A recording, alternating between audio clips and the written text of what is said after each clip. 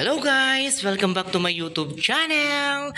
For today's video, bali ang i-share ko po na gagamitin nating pang rebond sa buhok ng ating client for today is first time ko pong gagamitin ito at i-share ko po sa inyo ang product ng Matrix Optic Care na nabili ko po kay Ma'am Belisa Main.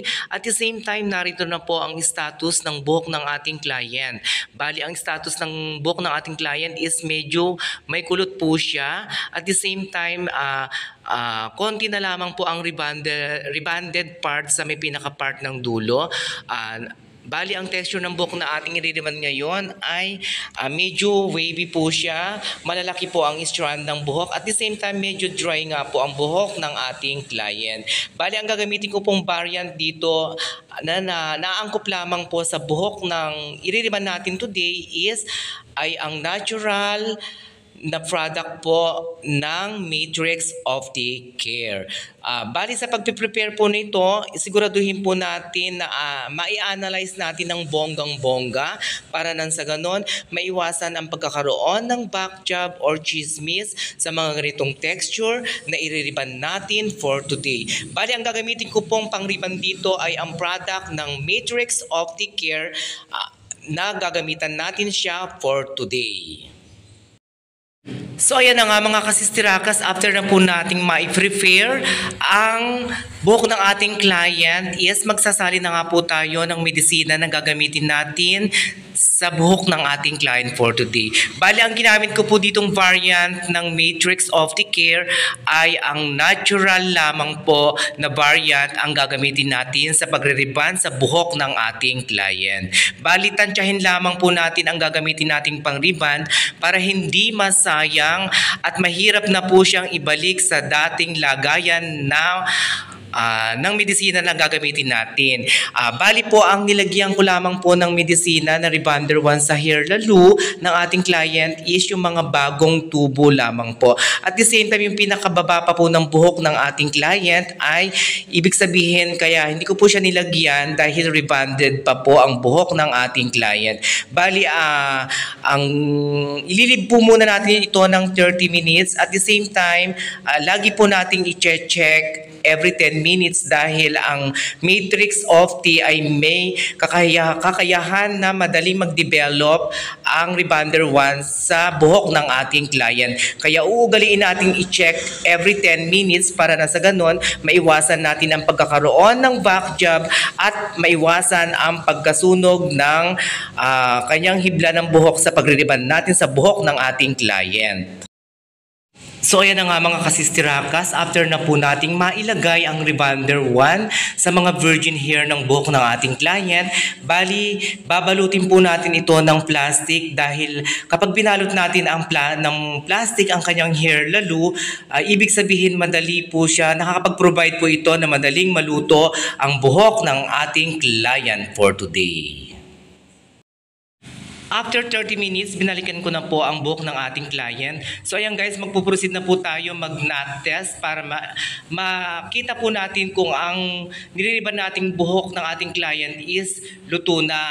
Kapag nag-ruberize na po, parang goma na nababanat ang hair lalo ng strand ng buhok ng ating client, ibig sabihin ito ay hudyat na ito ay luto na. So ayan guys, after na to na mag-knot test tayo, ibababa na po natin yung medisina sa may part ng hindi natin nilagyan kanina para nang sa ganoon yung rebonded hair ng ating client ay ma-refresh ang pagkaka-rebond sa buhok ng ating client. So ayan na nga mga kasistirakas, after na po natin ma-knot test or ma-strand test ang hair lalo ng ating client for today is ibababa na po natin yung medisina sa may part ng rebonded part para nang sa ganon ma-refresh nga po ang pagkaka-rebond na dating rebonded part ng buhok ng ating client. So ayan guys, after po ng pagbababa ng buhok ng Rebonder 1 sa buhok ng ating client is ugaliin po natin gumamit ng spray water at the same time para maiwasan nga po ang pagka-dry ng buhok ng ating inire-rebond for today. Bali, kapag naibaba na po natin lahat ng rebonder 1 sa bawat himaymay at bawat hibla ng buhok ng ating client is mag-a-additional lamang po tayo ng 10 minutes to 15 minutes. Depende pa rin po sa hair strand ng buhok ng ating client. Bali, ugaliin po natin mag-spray talaga ng water para maiwasan po ang pagkaka-dry ng nire-rebond natin sa buhok ng ating client for today. Paalaala nga po pala, kapag nag-knot test po tayo, ibig sabihin, ito pong knot test or strand test na piniperform natin sa buhok ng ating client is napakabisa po itong paraan para matansya natin or malaman natin kung ang buhok na nire-rebond natin ay luto na. Kaya strand test po ang pinakamabisang paraan para malaman natin ang buhok na nire-rebond natin kung ito ay luto na. After na po nating mabanlawan si Rebonder 1 sa hair lalo ng ating client is narito na po ang naging performance ni Rebonder 1 after na po nating ma-blow dry ng 100% na tuyo ang buhok ng ating client for today. Kung mapapansin nyo po, napaka-shiny at the same time na wala na po yung pagka-curl na nire-rebond natin ngayon. Bali, magpo-proceed na po tayo sa pag-hair iron sa hair lalo ng ating client for today. After na po natin mag-perform sa pag-hair iron sa hair lalo ng ating client is napaka-shiny at the same time napaka-smooth at the same time po napakalambot po ang naging aura ng Matrix Rebonder 1 sa buhok ng ating client. Bali, ang ginamit ko po ditong variant nga po ay ang natural variant lamang po ang ginamit natin sa hair lalo na pinang-rebond natin sa buhok ng ating client for today. Bali, uugaliin po natin palamigin bago po natin ilagyan ng neutralizer ang buhok ng ating client. So ayan na nga mga kasistirakas, maglalagay na po tayo ng neutralizer sa buhok ng ating client. Siguraduhin po nating malamig na po ang buhok ng ating client bago natin lagyan ng neutralizer ang buhok ng ating client para maiwasan nga po ang pagka-dry ng inire-rebond nating buhok ng ating client for today. Bali, magpuproceed na po tayo maglagay ng neutralizer sa buhok ng ating client for today. After po nating mailagay ang neutralizer sa hair lalo ng ating client is magpo-proceed na po tayo sa paglalagay or pag-apply ng hair color. Bali po, ang gagawin po natin dito is ililib muna natin ng 10 minutes ang neutralizer bago natin ilagay yung color na bet ng ating client. Bali, hindi na po natin babanlawan ang neutralizer bagkus ipapatong na po natin ang hair color na bet ng ating client for today. Bali, ililib muna natin ito ng 10 minutes bago tayo mag-proceed sa pag-hair color. Bali, mag-a-apply na po tayo ng hair color sa buhok ng ating client. Hindi ko na po binanlawan ang neutralizer. Bali, isusunod na po natin ilagay yung hair color sa buhok ng ating client. Bali, ang ginamit ko lamang hair color dito is 80 product po siya ng Fusion. Bali, ang ginamit ko pong peroxide dito is 9% peroxide. Bali, i-section pa rin po natin ang paglalagay ng hair color. At the same time, wag po muna natin isasagad sa may part ng anit ang pag-apply ng hair color sa buhok ng ating client. Bali, ang ginawa ko po dito sa pag-apply ng hair color is away from the scalp dahil ang ginamit ko pong hair color dito is 80 then using 9% para maiwasan po ang pagka-light ng sa may part ng anit is away from the scalp ang ginawa ko pong procedure dito. So ayan na nga mga kasistirakas, after na po natin mailagay yung hair color sa buhok ng ating client is ibababad lamang po natin ito ng 20 minutes. At the same time, kapag nakita po natin na nagkulay na po yung yung nilagay po nating hair color is bali magpuproceed na po tayong applyan yung part ng sa may roots para mag-equal nga po yung color na bet ng ating client for today. Bali, ibababad po muna natin ito ng 20 minutes bago tayo mag-proceed sa may part ng anit sa buhok ng ating client. So ayan guys, after na nga po ma-develop na po yung hair color is magpuproceed na po tayong lagyan yung part ng anit ng buhok ng ating client.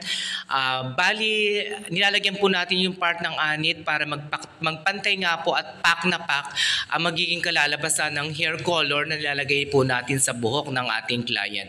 Bali, mag-additional po tayo ng 10 minutes after na po nating malagyan yung part ng anit ng buhok ng ating client for today. Bali, kapag nakita na po natin nagpantay na po yung pagkaka-hair color natin sa buhok ng ating client is pwede na po natin siyang banlawan. Sa pagbabanlaw naman po, gagamitan natin siya ng any treatment or conditioner para nang sa ganoon hindi ma-dry nga po at hindi maging matigas yung magiging outcome sa pagre-rebond sa buhok ng ating client for today. So ayan na nga mga kasistirakas, bali ang gagamitin nating treatment na bonggang-bongga dito ay ang gagamitin po nating product ay ang You Lady Kerastar using 12%. Bali ito po ay ilalagay natin para na sa ganun pack na pack at magiging smooth and shiny nga po ang kalalabasan ng pagre-rebond natin sa hair lalo ng ating client for today. Ibababad naman po natin ang You Lady Kerastar sa buhok ng ating client is 45 to 1 hour. At the same time, hindi na po natin babanlawan ang You Lady Kerastar. Patutuyuin po natin siya ng 100%. Then, magpuproceed po tayo magplancha sa buhok ng ating client ng smooth lamang po.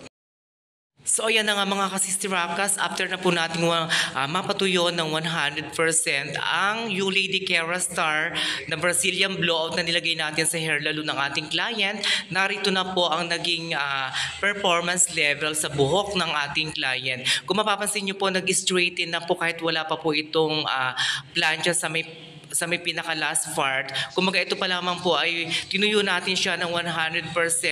At the same time, nakita na po natin ang performance, talagang napaka-perfect at napaka-shiny. At the same time, napaka-smooth ng product ng Matrix Opticare na ginawa natin sa pagre-rebond sa buhok ng ating client for today. So ayan na nga mga kasistirakas, after na po natin ma-finish product ang hair lalo ng ating client for today, narito na po ang naging performance level na ginawa natin gamit ang Matrix Opti at nilagyan po natin ng hair color at the same time nilagyan din po natin siya ng treatment which is You Lady Kerastar na nabili ko po ito sa Shopee. Narito na po ang naging final result sa buhok ng ating client. Kung nagustuhan nyo po ang video ito, please like and share. At the same time, pakiclick na rin po ang aking notification bell para sa susunod kong video tutorial, ma-update po kayo ng bonggang-bonggang-bonggang-bongga. God bless everyone! Bye-bye!